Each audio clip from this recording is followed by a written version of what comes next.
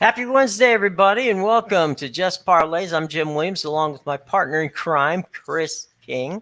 And as the graphic says, we're just 24 hours away from opening day. If you're on the East Coast tomorrow, it's going to be raining, so there might not be opening day on the East Coast in some cities. But for the most part, it'll be nice to have baseball back. And by the way, we have a guest. He's waiting in the green room. Sean Miller's going to join us. He's going to be part of the Max Wagers Network starting very soon, and we're looking forward to seeing Sean. Some early thoughts, Chris, real quick about the upcoming baseball season. Some things that you're looking forward to while I attend to business here. Well, like you said, we've already got two games that are postponed for tomorrow as the ever-popular AL East matchup of the Red Sox and the Yankees. The Yankee Stadium has been postponed. Also knocked out tomorrow, the Mariners and the Twins coming to you from Target Field. I always thought Target Field, was supposed to be a dome, but shows how often I pay attention to the Twins. I think it's going to be interesting. We'll see what games that we're going to actually see tomorrow. Like you said, with the weather, we had a lot of rain here yesterday. I imagine it's moving up the coast. But I imagine it'll be another typical early April day in the Windy City when Corbin Burns and the Brewers come to town to take on Kyle Hendricks and the Cubs. I know our buddy Pete Medhurst will hopefully be at Nationals Park staying dry when the Mets come out to face the Nats tomorrow. Also, of course, it'll be the big debut for Bobby Witt Jr. and company for the Royals. Right. They host the new-look Cleveland Guardians, who sound still, like I said the other day, they sound like a roller derby team as opposed to an actual major league franchise. Then, of course, if you're a glutton for punishment or there's nothing else on TV, you can watch the Pirates play the Cardinals at 4:15. I'm sure that game will be over probably by the third inning, given how decimated Pittsburgh's lineup is and that the fact that they have no pitching. Then you've got, Ohtani, he won the MVP last year. He's the front runner for it again this year. Of course, he's going to pitch and bat. So you've got that going. And then out in Arizona, I'm interested to see how the new look Padres do. They've got a ton of good pitchers. The question is, will they have any hitters with Fernando Tatis out for the first couple of months? Now you got Machado, so there's that. Yeah, but I mean, you got him, and then you got Will Myers, who's probably overpaid. You've got Hosmer, who's probably overpaid. And they've got to face Madison Bumgarner and the Diamondbacks. So Arizona hoping to have a much better season than last year's dismal campaign that saw them go, what was it, 8-50 from early May to early July. Yeah, they had a tough road the past week. So you have to hope they're better. I know that the Mariners are getting love, which they should, and I'm bullish on the Angels to get to be a surprise team. But you know what? We got a guest here. Sean is waiting in the wings. We'll bring him in so he can chat with us on all this stuff. Let me start off, though, paying some bills and doing so with our buddies at Caesar Sportsbook. Now, here's the deal. Caesar Sportsbook is going to give you $1,100 in first bet insurance. Place your first time wager of up to $1,100 and get it back in the form of a free bet if you lose. So there's really no losing on your first bet when you use Caesar Sportsbook, okay? Now, there is one thing you have to do, and that is you have to use our promo code to get this deal, okay? Here's the promo code, and all of that information is in our show box below, which we send you to all the time. All kinds of good stuff is in that show box below. Just so you know, you have to be 21 years of age to participate. And as we always say here at Max Wagers Network, always bet responsibly. And with that, ladies and gentlemen, let me introduce you to somebody who you may, if you're a soccer fan, already know. He's an accomplished journalist and an all-around nice guy. He's going to be joining us soon on the Max Wagers Network. Ladies and gentlemen, let's give it up for the man, the legend, Sean Miller. Sean, how you doing, buddy? I'm doing well, Jim. How you doing, Chris? Nice to see you, Sean. Thank you. So we're looking forward to you coming aboard and give people a little background on what you're going to be doing with us. And I know a lot of soccer fans are excited about what you've got coming along. Yeah, definitely. I'm getting ready, actually, flying out on Sunday. I'm flying over to Madrid to see Real Madrid and Chelsea play in the second leg of the Champions League. And then I'm going to head to Manchester to see my team, Manchester United. You can see all the scarves in the background play. Right.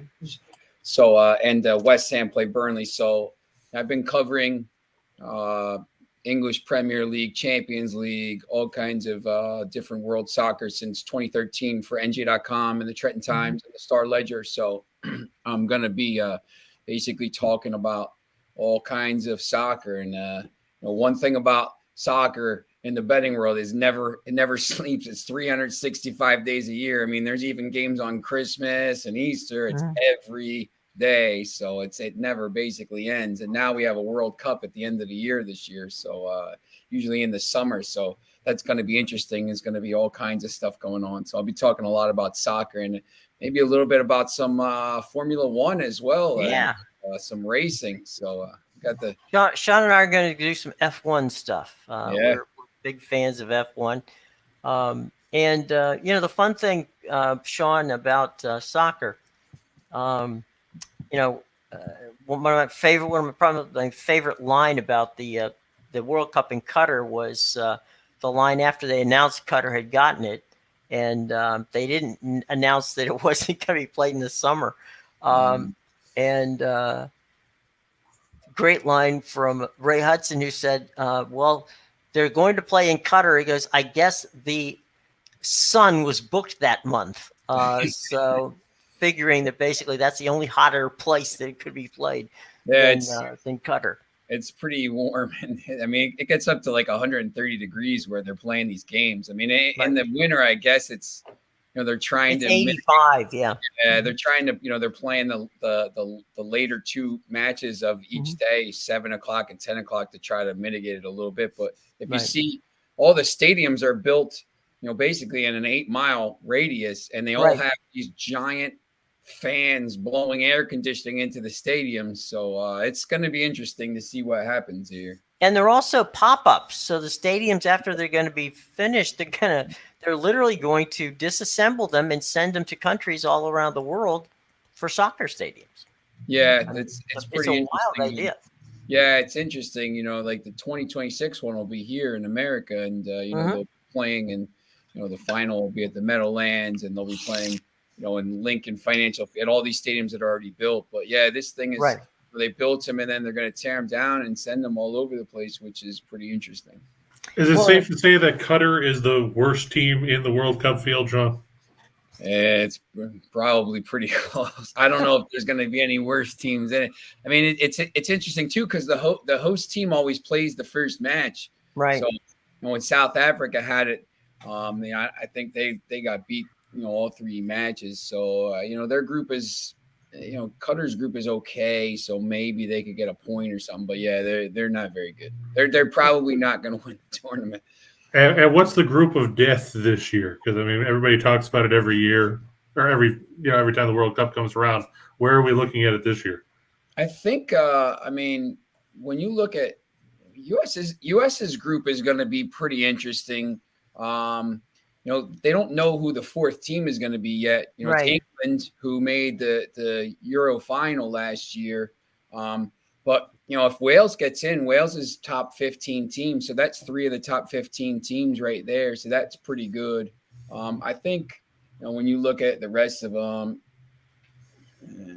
Group C is pretty tough. Argentina, Mexico, Poland. One of those teams is pretty good. It's not going to come out.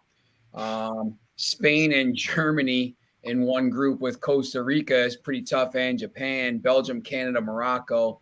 It's probably Group H is pretty tough. Portugal, Ghana, Uruguay, and South Korea. It's interesting too. There's one thing when I was reading about this, in 1984, when France won the Euros, they were in a group stage with Denmark. In 1998, when France won the World Cup, they were in a group stage with Denmark. In 2000, when France won the Euros again, they were in a group stage with Denmark. In 2018, when France won the World Cup, they were in a group stage with Denmark. Here we go, France in Group D with Denmark in the group, and they're on the opposite side. France and Brazil are the two favorites, so I would expect them, if they win their group, should be in the final. But you can get some decent value, although I think it's already dropped from like plus 700, plus 750 down to plus 550 because they see the path they're going to take. Which now you can kind of see the path, so that the odds are going to start changing a little bit. Well, France, now, would you consider, not to cut you off, would you consider Robert Lewandowski a candidate for the Golden Boot? Yeah, definitely. Yeah, because if Poland can get through, I mean, he's probably going to score a ton of goals against Saudi Arabia. Argentina's, I think, a little bit overrated. I mean, obviously Messi and everyone's going to bet him, but they have some younger players coming through as well. But yeah, Lewandowski, I mean, and he's he's playing in about 45 minutes for Bayern Munich in the Champions League quarterfinals. Have them in one of those risk-free parlays with Manchester City and Liverpool. So I already won those, so need that. But yeah, he's going to score a lot of goals. Usually the player that wins the Golden Boot doesn't come from the winner. So when you're looking to bet some of this stuff, Golden Boot or player of the tournament, usually the player of the tournament comes from somebody that makes the final. But the Golden Boot winner doesn't usually come. It comes from somebody that's maybe playing in a little bit of a weaker group. Maybe they get through and sneak into the quarterfinals somehow, or even get into the round of 16 and get knocked out, but you play 4 or 5 matches. Overachieving. Yeah. Maybe you see somebody from the Netherlands or Senegal who's going to play Qatar, and maybe they get a hat trick early, and then you find another goal. Usually lately 4 goals has been winning the Golden Boot, or maybe 5. So you're not probably going to see too much more with that. Especially, it's going to be interesting to see how it's going to be it's going to be hot once again. So these games maybe are a little bit slower paced, so maybe you won't. Attrition is going to take its toll. Yeah. Yep. So you're going to see some of those deeper teams, and maybe it's. I think you're going to get some good value with some of these players to for the Golden Boot. One of the things watching Costa Rica in the U.S., the keeper for Costa Rica who plays for PSG, everybody's sitting there going, well, the United States didn't do well. I said, wait a minute, this is a world-class goalkeeper you're playing against, and you don't have to score any points.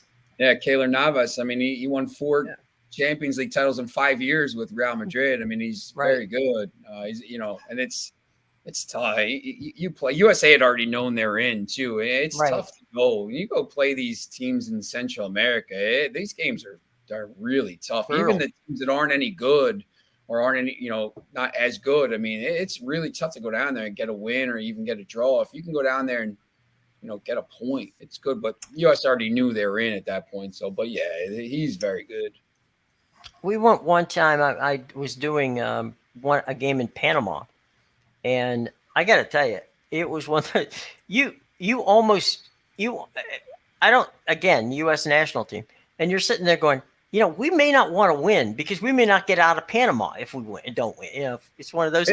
Not that I'm saying that the Panamanians would have killed us, just that the intensity of the game to that audience was so intense that you're like, it'd be nice just to wave goodbye and leave here and let them win, be a nice host.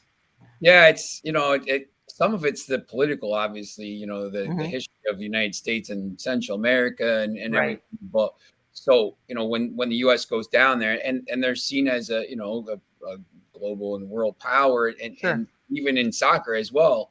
They're definitely getting a lot better of late, and when teams go down, it's just really, really tough. Yeah. I mean, there's some crazy stories about the games down there and in El Salvador and Mexico. I mean, going to Azteca and just getting bags of all kinds of stuff thrown at them from the top of the. Yeah, it's a crazy atmosphere. Some of them, around the world, it's like that, but it is crazy. It is crazy. Hey, Sean, you got a few minutes? You want to hang around? We got some stuff to show people, and you can chime in if you want. Yeah, sure. We'll talk about baseball. Yeah, our first board today is on the NHL, right, Chris? Yes. Okay. Let's add it to the No, stream here. yeah, gotta go backwards. Oops, There we sorry. go. That's okay. You got it? Yeah, we got All right. we got the Flames and the Ducks coming in from the Honda Center out there in Anaheim. The Ducks have completely gone off the rails of late. They did have an 11-game losing streak. They managed to get back in the win column for one. And then they got waxed by Edmonton, 6-1 in their last outing. So they've lost 12 out of 13. They faded right out of the playoff picture.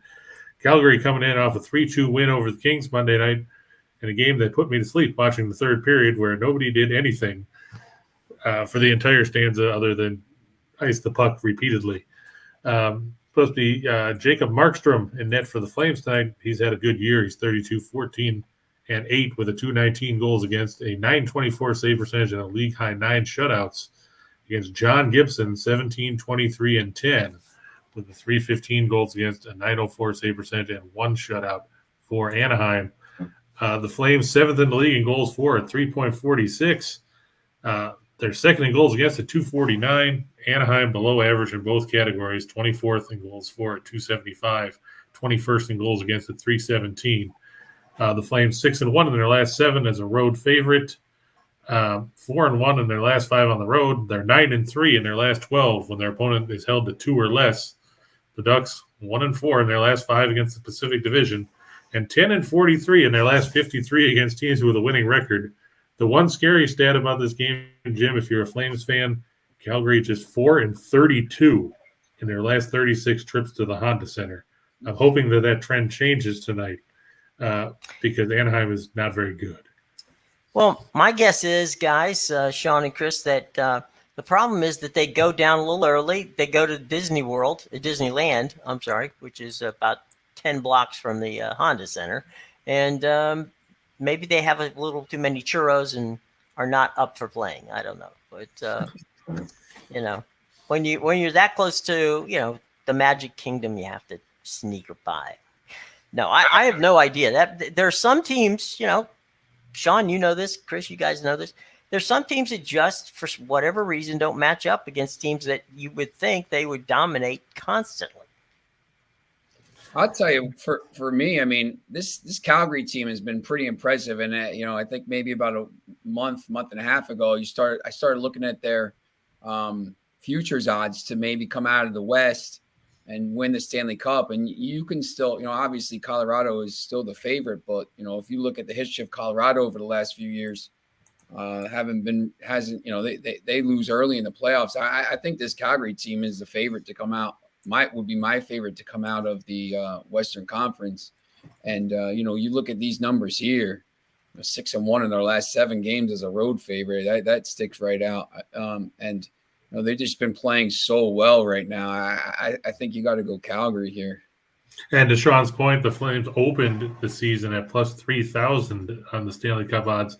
They're now tied for third at plus 900 behind the Avalanche and the Panthers. Speaking of the Panthers, I'd like to thank them for screwing up my game last night by scoring a whole bunch of goals in the third period after Eric Kallgren got hurt and left in that 7-6 win in overtime over the Leafs. Of course, it was a good game for the over. It was over by the time you got about 8 minutes into the second period. Who would have thought that both starting goaltenders wouldn't have finished? Jim, did you see any of that game with Bobrovsky? I did. I did for the first. He looked bad. Yeah, they both look bad. It was like both of them called relief pitchers. It's like, okay, they're not doing it. Go get me somebody else. Hey, Chris, we'll get to the NBA in a few minutes. Hang on there, buddy. And you first got some stuff. All of these guys on the NBA. We see you. We love you. Don't worry. We'll get to you. And Detroit Lenny was here. He was. And then he left. Yeah, he made a moment. So, and Super Sly with the Panthers. Super Sly says the Panthers are just over machines this year. It is crazy. They score ridiculous amounts of goals. I mean, they've got a lot of talent. They give up a lot. Great that they're scoring goals, but you just can't give up that many goals. Yeah, they're going to have to find a way to be better defensively. Yeah, tighten it up. That's interesting. Like when the playoffs come, it starts to tighten up a little bit. It's going to be interesting to see if they can just keep outscoring teams. You think at some point someone might be able to slow them down a little bit, and that could be a bad recipe for them. Well, traditionally, when you get to the Stanley Cup playoffs, the scores go way down. Yeah. And, it's you gotta play on the knife's edge there, because you're afraid that if you can get those odd man rushes real quick when you start, overrunning and pushing toward the goal, and all of a sudden you're looking and the puck's going the other way and you ain't got nobody back there to stop them. Yeah, and to Sly's point, he's right. Florida's gone over 42 times in 70 games. Detroit's gone over 41 times, and the Leafs have gone over 40. That's mainly because their goaltending has been terrible since the new year. Right. Hopefully Jack Campbell can get back on track before the playoffs, because I'll tell you what, like you said, scoring goes way down in the playoffs, and we're not going to see these 7-6 and 6-5 type of games that we've been seeing over the last 5 or 6 weeks. It's going to be 2-1 or 3-2, or you're going to get blown out because the other team can play defense and you can't. Yeah. So from Calgary and Anaheim down in Orange County, we head out to the Gateway City, St. Louis. The Blues get to face the Kraken for the third time this year. I'm sure Seattle will be glad when the season's over. They're 22-41-6, 10-21-3 on the road. The Blues 39-20-10. It's going to be Chris Dredger getting the start for the fourth time in 5 games, Jim. It only took the Kraken 65 games to realize that Dredger might be a better goaltender than Philippe Grubauer. So kudos to them for figuring that out. He's 7-10-1 with a 305 goals against. Ville Husso 26-3 with a 241 goals against, 923 save percentage, and 2 shutouts in net for the Blues. Seattle doesn't score. They're 4th worst in the league at 2.61 goals a night. They're 25th in goals against. Meanwhile, you're facing the St. Louis team that's 5th in the league with 3.59 goals a night, 12th in goals against. The Blues 4-1 in their last 5 overall, 4-1 in the 4th game of a 4-game and 6-night set. The last 5 times they've had that situation crop up. They're 8-2 in their last 10 against the Pacific. Seattle 2-8 in their last 10 when their opponent gives up 2 or less. 1-5 in their last 6 when their opponent put up at least 5 in their last game. And we saw St. Louis dominate Arizona 5-1 on Monday. Right. Kraken 1-6 in their last 7 after allowing 2 or less. They're coming in off a 4-1 win over Dallas at home, but I just don't have any faith in a team that can't score, which, like we said, it's quite clear that that's been an issue for the Kraken all season long. They also have to play in Chicago tomorrow night, so there's that factor going with it too. And in the 2 meetings this season between these teams, Seattle scored a grand total of 1. They lost 2-1 on January 13th in St. Louis. They lost 5-0 on January 21st in Seattle. I'm not seeing any offensive fireworks if I'm the Kraken. I'm still not taking the over on this one. No, I'm not leaning towards the over either, but I'm also not trusting Seattle to score enough to win. Right, 100%. Preds got it done last night. Fights all over the place. Matthew is in the house. So yeah, they beat Minnesota. It was a good win for the Preds. They needed it with the way that the Western Conference playoff picture is shaking out. It's a giant cluster in there when you look at the way the wild card games left. Yeah, the way the wild card race is, Nashville's got 84, Dallas has 83, Vegas has 82. One of those teams is going to be on the outside looking in, and then you've got Winnipeg has 76, and Vancouver has 74. Bruce Boudreau's team has to snap out of that 3-game slide if they hope to get back into contention. Sean, you're in the you're in the Jersey area. What's the buzz up there on the Rangers? I mean, I got a bunch of friends that go to a lot of the games, and I think they're pretty excited about this team right now. Obviously, Florida's probably got to be the favorite. We talked about them, but I think this Rangers team is pretty good, and the way the playoffs are going to it's just matchups. I think most of these people, most of my friends are confident they can make a little bit of a deep run here, and depending on the matchup in the first round. But they're pretty confident about them. It's tough. I mean, when you look at the East and Toronto, I mean, there's got to be some kind of the weight of them blowing these series and not winning the cup. I mean, at some point, you have to. It definitely weighs on you. I'm sure they're going to break through sometime and maybe get back, but I think if maybe you count them out and you look at some of the other teams. I think the Rangers have a pretty good shot to do something in the East. This is crazy to say, but I'm not sold on I've seen Florida play a lot. I'm not sold on the Panthers yet. I mean, they score a lot of points. They look good, and then they go out and they play on the road sometimes, and they look like they play down to their competition. They're playing the kind of hockey that scares the living hell out of me when you get to the playoffs. Yeah, it's tough. You got to be able to shut some of these teams down. You can't, you can't just go out there and expect to score 7 goals or 6 goals in these games. Right. I mean, there's going to be some games in the playoffs they're probably going to win 6-2, but it's not going to be like that every night. They tighten up a little bit sometimes on the penalties, and I think it's going to be pretty interesting to see, how deep they can go in the playoffs. And like you said, it's going to be a matchup if the season were to end right now, and the way it stands, Washington is, 9 points behind Boston for the top wild card spot. You'd see the Capitals and the Panthers in the opening round. That could be interesting. My Capitals in the Panthers. Okay, so we would see how that worked out. You'd have Ovechkin and Backstrom against Huberdeau and Barkov and company. Mm-hmm. And then you'd have, a couple of underachieving goaltenders with Bobrovsky and Vanacek probably would get the nod over Samsonov. And you got to figure that Tom Wilson's good for at least 3, major penalties in the game. So there's that. But it's going to be wild.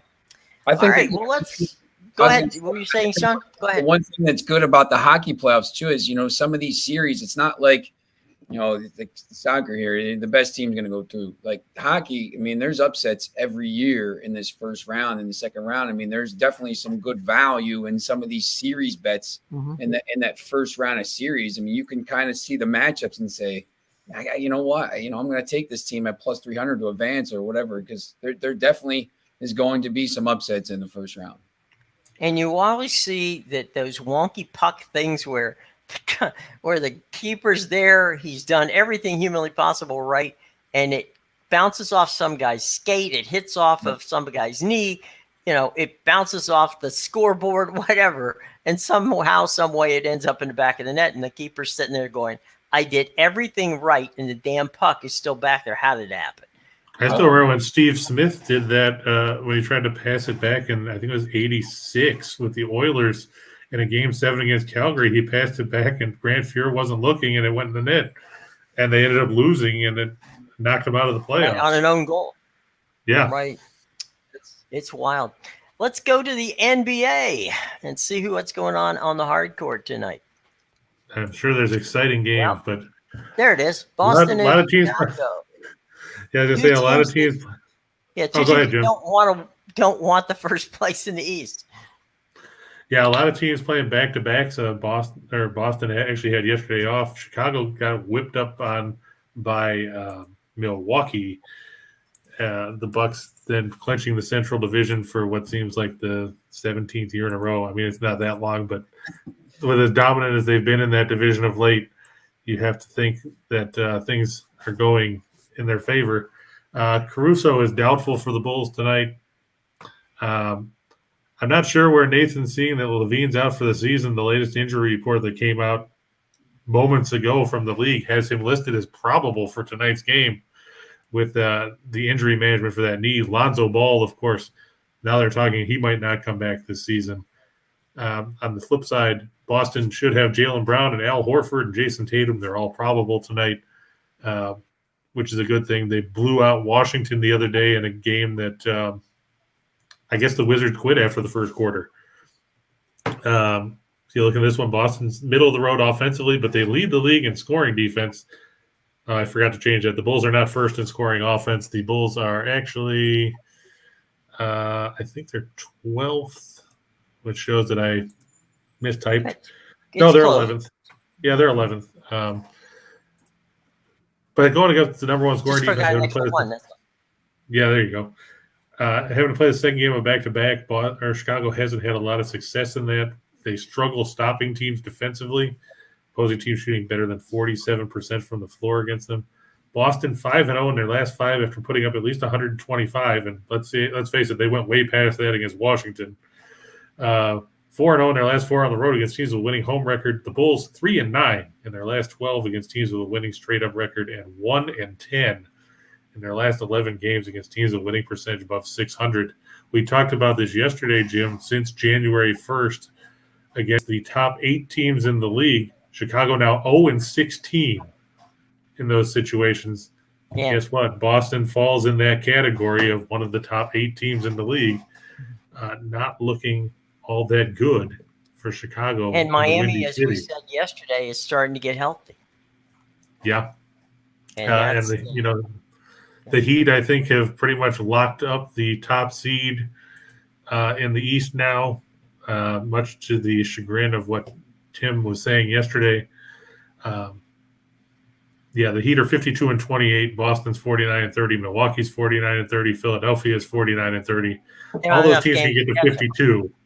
Yeah, all those teams can get to 52. So it'll come down to time, head-to-head matchups and things like that. But in the end, I think Miami's going to end up winning the top seed in the East, whether they like it or not. Right. But tonight doesn't look good for Chicago. Fortunately, they have a little bit of a cushion to avoid falling into the play-in tournament, as they're 2.5 games ahead of Cleveland, who, thanks a lot, Cleveland, not showing up last night, losing to Orlando, of all teams. If you lose to somebody good, that's one thing. But you lost to Orlando, the worst team in the East, a team that has 21 wins. The only team Orlando's better than is Houston. And we've talked enough about Houston all season long to know that Houston is a bad basketball team.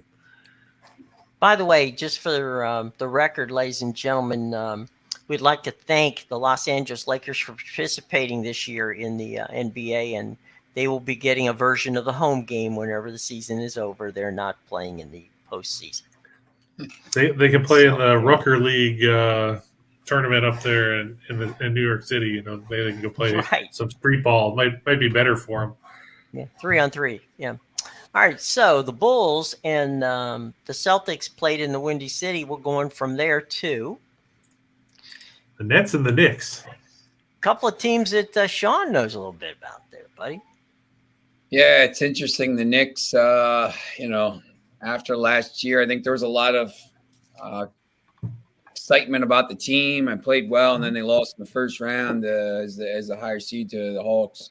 But just have been brutal this year. Just never really in it. Eliminated from the playoffs. This Brooklyn team, I think, is a little bit scary right now, depending on where they are in that playoff picture.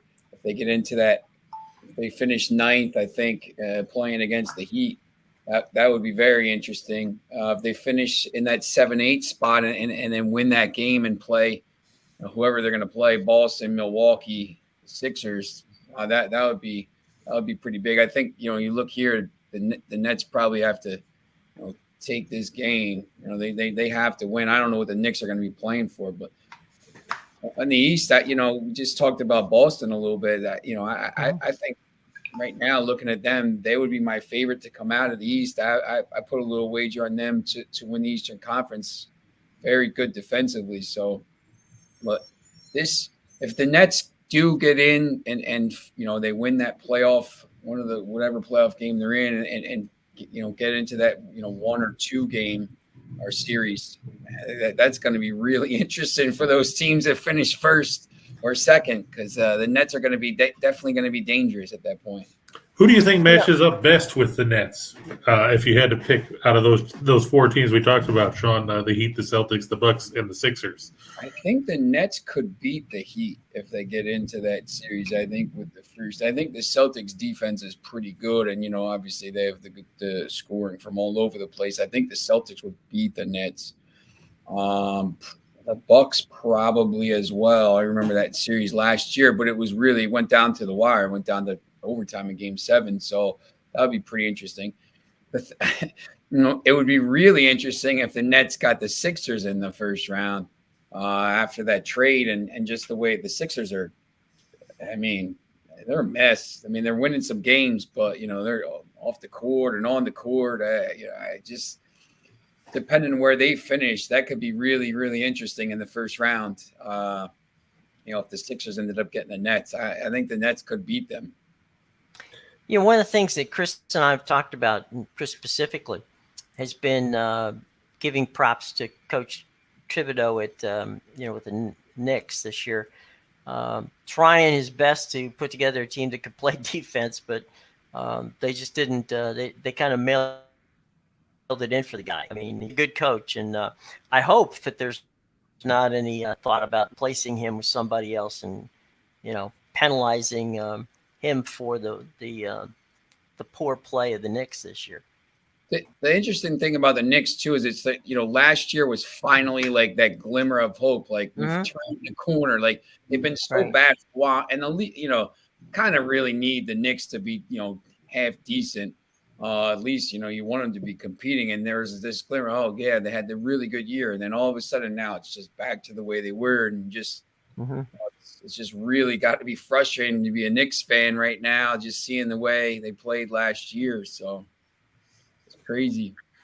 Well, yeah, like LA's friend Tony says all the time on the show, he's one of the only Knicks fans left. Him and 5 guys in Schenectady, and that's because they lost the TV remote.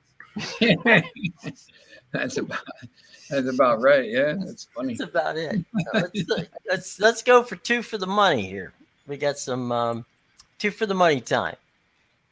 Yeah, we already talked about these. I mean, but they're pretty obvious when you get right down to them. The Flames should beat the Ducks. I know we talked about how scary that 4-32 mark in the last 36 games in Anaheim is.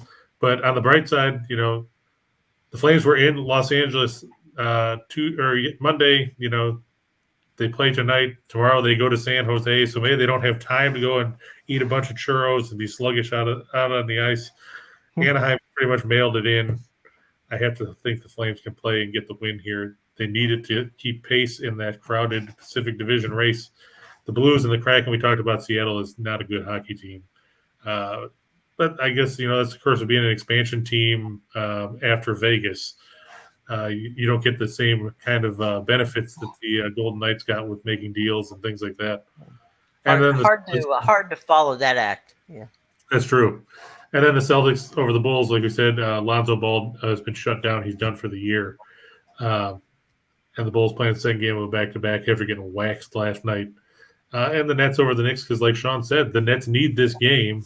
Right now they sit 8th in the East. They're tied with the Hawks with a 41-38 record. The Hawks will play the Wizards tonight. That's called foreshadowing, kids. And, this will be a good game for the Nets. Facing the crosstown Knicks. Everybody knows the friendly rivalry there is between these two teams, and the Nets desperately need to win here. If you look at the injury report, Randall, of course, is done for the year now for the Knicks. Reddish has been out for a while. Rose, same thing. They ditched Kemba Walker midway through the season after being all excited about how they signed him. So, I mean, he really fit into the team. Quentin Grimes and Miles McBride both questionable tonight. And then for the Nets, you won't see Goran Dragic. He's in the health and safety protocols. James Johnson is questionable. Ben Simmons, well, if the Nets make it to round 1, maybe you'll see him then, because they've already ruled him out for the rest of the regular season and the play-in tournament.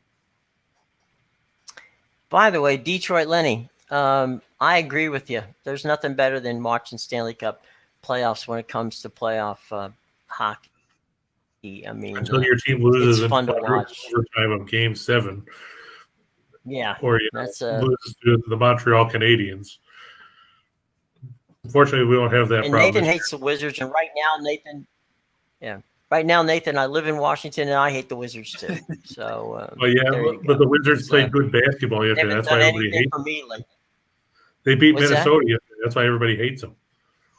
Oh, well, that part I can't help, but they've not done a lot for me lately either. Let's go for 4 for the show. Yeah, I'm going to start it off with an actual player thing. I'm going to steal one Oh. from Reichel and go his route. I think Jaylen Brown will go over 34.5 combined points, rebounds, and assists. If you look in his last 10 games, he's averaging almost 29 points a game. Makes it pretty easy to go over that number if you're putting up those kind of points. And look, there's the Wizards. We just talked about them. They're terrible in the second game of back-to-back situations. You have to wonder why Washington even wants to show up for this game. Of course, I said that yesterday, and they, of course, hung 130-some points on Minnesota. I don't expect them to do that tonight. Of course, Kuzma's still out for the Wiz. On the flip side, the Hawks won't have John Collins or Lou Williams. Gallinari and, to quote Chuck, the other Bogdanovich, Bogdan, is questionable tonight. He did play last night, though, in the game against Toronto, so hopefully he'll take the floor there. Not the tall Bogdanovich. Yeah, the other one. Right. Winnipeg over Detroit. I know the Red Wings won yesterday over Boston, screwing up a lot of things for a lot of people. But let's face it, the Red Wings are going nowhere this season, much to the chagrin of Detroit Lenny, who last month on this show told you that the Red Wings were going to sneak into a wild card spot. That didn't pan out. And Tampa Bay, Jim, in Washington. I'm going to go with the Lightning over the Capitals in a game with two teams that are struggling as far as goaltending. Vasilevsky just 11-8 in his last 19 starts. He struggled Monday night. Washington has had struggles in net, whether it's Vanacek or Samsonov. What's your take on that situation? What with the goalkeeping in Washington? Yeah. Well, I mean, there's a reason why they went after Marc-Andre Fleury. They didn't get him, but they went shopping, and they didn't get any blue light specials in the goalkeeping aspect. So basically, they're just going to have to hope that they can tighten down defense and play with a couple of keepers that they're not overly, confident with. As for what's going on the Lightning side, it's hard to figure out why Vasilevsky's not playing well, because Vasilevsky's as good as any keeper in the league. So that's a mystery to me on that one. But you got two teams that actually need this game tonight, if for nothing else, to get them back on the track as they head into the playoffs. So this is going to be, I think this is going to be a very close, very tightly played game, and we'll see how it plays out. But I'll watch this one because I think it's going to be an entertaining game. Well, there's that. So not TV. That does mean. I'm sorry, it's on the TV locally. It's going to be a high-scoring game myself. Sorry? I think it's going to be a high-scoring game myself. I think with the way the goaltending has been for both these teams of late. I mean, both these teams can score. So, yeah. What do you make of it, Sean? You have any thoughts? About the parlay or about the Capitals? About the Capitals and the Lightning in particular here. Since I like, I think this Lightning team, obviously, two-time defending Stanley Cup champions. They actually have a Ross Colton is from the town over from where I grew up in Hamilton. He's from Robbinsville, New Jersey. Scoring some goals, came up and played well. I think Tampa Bay is going to start kind of gearing up here towards the playoffs here down the stretch, and I think that's probably a pretty good play right there at -1.5. I just they're one of these. I think they've cruised a little bit, and I think they're just going to start to ramp up here as we go into the playoffs. Obviously, as they try to win a third in a row. So it looks like a pretty good play there. The one thing I don't think look, when you play as many games as Tampa Bay has over the past 2 seasons, because you have to factor in the playoff games that have been involved. I just don't see the Lightning as being anywhere near as sharp as they were over the last couple of years getting into the playoffs. Now, that could be that could just be the malaise before the playoff. They remind me a little bit of the Houston Rockets team the second year when they finished sixth in the standing, 94, and they just the plus and just turn on. But the thing is, I don't think they're as good of it. They might not be as good of a team this year. So they might that, like you said, it wears on you. Hockey's one sport. I mean, if you're playing an extra 56 games or 52 games over the last few years or whatever, 50 games. I mean, that's almost an extra season, and that starts to wear you down. And that could catch up to you. But yeah, absolutely. All right, now Sean, you're going to be witness to something that we like to call the menu. Okay. In this one, we've had a lot of success with people who've hit a lot of different parlays coming out of this, because we say to them, as a Chinese menu, you can have, pick 1, pick 2, pick 3, pick whatever. We've actually had some people that hit all 10.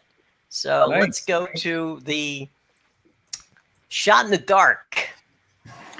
Well, Lenny, this one's for you. I'm going to take the Pistons with the points over the Mavs. It seems whenever the Pistons are an underdog, they seem to win games. I think there's something like 17-4 or something like that against the spread in the last couple of months. Dallas, the Mavs will probably win the game, but the funny thing is that the Pistons always find ways to come back and cover the line. We've seen them do it. We saw them beat Philadelphia outright not that long ago. And the Mavs, they find ways to let big leads slip away and narrow the margin. The Utah one is just funny because there's no way in hell that I would touch this game normally, but since there's a short schedule, we had to put it in here. Oklahoma City is playing the second game of back-to-back. They scored 98 points last night against Portland. Utah beat Memphis in overtime, and they're at home. Just looking at the injury report again, in case you don't know who's out for the Thunder, anybody you've ever heard of. Everybody. Yeah, Darius Bazley out, Lugens Dort out, Derek Favors out, Josh Giddey out, Shea Gilgeous-Alexander out, Ty Jerome, Trey Mann, Mike Muscala, and Kenrick Williams. So look for a lot of Alexei Pokasevsky and Theo Maledon, along with I can't remember who the Jalen Horde, I think, is the current big man of the moment for the Thunder. We might be able to get a game. Us three, we might be able to get on the roster for the rest of the season. That's right. Yeah, I know. I'll do it. Hey, I'll take a free check. 10-day contract. What do you think of? What do you think of Lenny's two-teamers? The Pistons +8 and the Wings or the Jets over on 6. I like it. I think the Wings and Jets are going to end up over. Well, I think it'll go over. I actually had it at under 6.5, but I think that was a typo on my part because I looked at a couple different games at once. I can see it going over 6 because we said, is it Nedeljkovic starting again tonight, Lenny? Is that what they're going with? Or are they going to go back to Thomas Grice? If it's Grice, I would definitely say over 6. If it's Nedeljkovic, I'd probably still say over 6 because neither one of them has done a great job keeping the puck out of the net. And the fatigue factor is definitely going to set in for Detroit as well after playing last night. Connor Hellebuyck is expected to be in goal for the Jets. I know Sly will be looking forward to that one. You believe it? Okay, Lenny says he believes it's Grice. Well, then definitely I would think the over is in a play here. When I did this, it was at 6.5. So I can see it going over 6. I can see it being 5-2 or 5-3 or yeah, there you go. Thomas Grice can't stop a beach ball, according to Lenny, and this is coming from a Red Wings fan. So how about that? The Wiz and the Hawks. Yeah, I know that number started lower than it was in the 228 range last night. It's now 233.5. I still think they'll end up going over it. You look in recent games between these or for these teams. Defense Washington, is like we said, option. Yeah, defense is optional for sure. You look Washington has gone over in 4 straight games. In those games, they've had totals of 237, 238, 246, and 246. That includes a impressive 32-point whipping of the Mavericks last week, fittingly April Fool's Day, because that's the only time that the Wizards could beat anybody convincingly. Meanwhile, Atlanta's gone over in 4 of their last 6. One of the two that are in the 2 unders in this stretch, they scored the total of 237 against a 243.5 number in the Nets game, and they had 226 last night against a number of 226.5. The 4 games prior to that, totals of 231, 255, 254, and 238. We know Washington is allergic to defense. Atlanta isn't any better. They're 22nd in scoring defense. Look for a track meet there, and that'll push over the mark. We talked about Boston and Chicago as far as the game itself. I think it'll end up over 221. We've seen Boston hang a whole bunch of crooked numbers of late. Recently, if we go through the Celtics' last 10, they've scored 110, 126, 124, 132, 125, 134, 112. They had 98 against the Heat, but we know the Heat can play defense. 128 and 144. So you're talking about 7 games in the last 10. They've hung at least 124 points. You're facing a Chicago team that doesn't really play all that well defensively. 26th in field goal percentage defense, 26th in three-point defense. They're second worst as opponents shoot 79.6% at the line. 221 seems low. I think that one will end up over the mark. Vancouver and Vegas, we saw these teams play the other day. Mm-hmm. It was 3-2. I'm not expecting anything different. I know the venue changed. They're not playing in BC tonight. They're playing in Vegas at the T-Mobile Arena. I still don't think we're going to see a whole lot of goal scoring. The expectation is Robin Leonard's going to play, which is good for them. Vancouver's gone under in their last 5 as an underdog. Their last 4 as a road underdog, and they've gone under in their last 4 on the road, and 6 of their last 7 overall. Vegas has seen the under go 4-0-1 in their last 5 in the second game of a home-and-home set. And if you look at the recent meetings, 4 of the last 5 between these teams have fallen short of the mark. I look for that to continue here. We talked about the Kraken and the Blues. Not expecting any goals from Seattle to help this number, so I look for it to stay under 6. Tampa Bay and Washington, like I said, I expect you over 6.5. Like you guys said, both teams can score. Both teams have had issues defensively and in net. So this could easily be 4-3, 5-3, 5-4, 8-7, a high-scoring affair. And I'm going to go with Steven Stamkos to go over 2.5 shots on net. He hasn't taken a ton lately because he keeps setting up other guys. What's up with that? You're supposed to be a scorer. But I think he'll fire some rubber on that tonight and go over the 2.5 shot mark.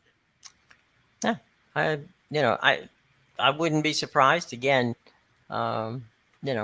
he's out there, and it's funny whenever players like Stamkos and you guys have seen this, when they play against Ovi, they tend to want to step up their game, and it becomes kind of a badge of honor to see who can get the most shots on goal when they're playing with Ovechkin on the ice. So I wouldn't be surprised if Stamkos, gets 5 or 6 shots on goal.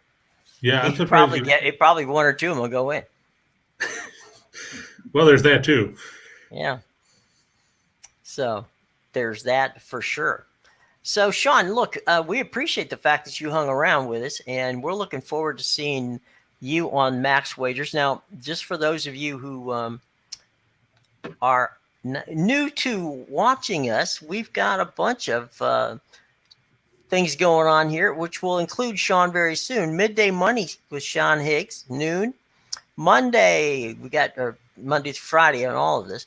Morning Wood with Allie Burns, 1 to 2 p.m. Just parlays with the guy next to me, Chris King, and me. Then we move over to Scott and Scott, 3 o'clock, and game time decisions with Nick, Tim, and Lenny at 5. And coming soon, hopefully, in that 4 o'clock slot will be Sean. So we will see very soon what's going on. We hope everybody had a great day today. Any closing thoughts, gentlemen, as we come to an end here on a very busy Wednesday? Go ahead, John. Oh, I think that's some good stuff there. And, definitely with these, as hockey and basketball starts to end the regular season and get into the playoffs, both basically around the same time, I think it's going to be pretty interesting to see how these things play out over the next month and a half. I think it's really wide open in both NBA and NHL. So you see some of these lines and some of these teams trying to pick them. I think it's going to be very interesting to watch, and you're going to get some pretty good value in some of these bets. And I don't think it's going to be all the favorites coming out. I think once again, with these upsets in the first round, you're going to be able to see some pretty good value bets coming out. Yeah, to your point, I can't remember a time when there really hasn't been clear-cut favorites in the NHL or the NBA. I mean, you could shake them up and have 4 or 5 teams. Any one of them you could make a case for to win the Cup and Stanley Cup playoffs or the NBA playoffs. Yeah, I agree. So yeah, it's going to be interesting for sure. See how things play out. I'm hoping to see teams like Colorado get knocked out because, these teams that coast through the regular season inevitably find ways to crash and burn in the playoffs. We've talked about the President's Trophy curse and how that tends to derail teams because they get an inflated sense of self-worth and then, tank because they play some team that they think they're better than and then they lose. I think that could happen to Florida. I don't know if Florida can contain Washington because one thing Washington has in spades over the Panthers is playoff experience. And, you can't replace that. That's something you can't teach. You can teach somebody how to deke somebody out or how to tee up a slap shot on a one-timer. You can't teach playoff experience. And that's something that the Panthers are going to have to learn. And sometimes these teams get hot, and they have to just, you're almost struggling. You're playing the playoffs for, a month trying to get into the playoffs. And you've been playing at such a high level that you're just ready to go. And these other teams that have been cruising have to turn it back on. And sometimes it works and sometimes you can't turn it back on. Yeah, look at Montreal last year. They ran all the way to the finals, unfortunately. But, reality set back in for them this year, so that's a plus. There's that. Okay. Any final questions from the class? Anything that you see there, Chris, that we haven't answered? No, not that I see. Lenny, you got to come back on sometime. Especially now that baseball season's coming up. Yeah. But no, it looks like we got everything covered that I saw. Well, Sean, safe travels, my friend. It's great having you on the network. We're looking forward to having you talk soccer, and you and I will work on that F1 situation, and we're going to have some fun. And we appreciate the fact that you hung with us this afternoon and had some fun. We appreciate it. Yeah, definitely. I'll bring you some scarves back from the games. There you go. Sounds good. Yeah. All right. Well, look, travel safely, ladies and gentlemen. Sean Miller. Sean, shameless plugs. Where can people find you?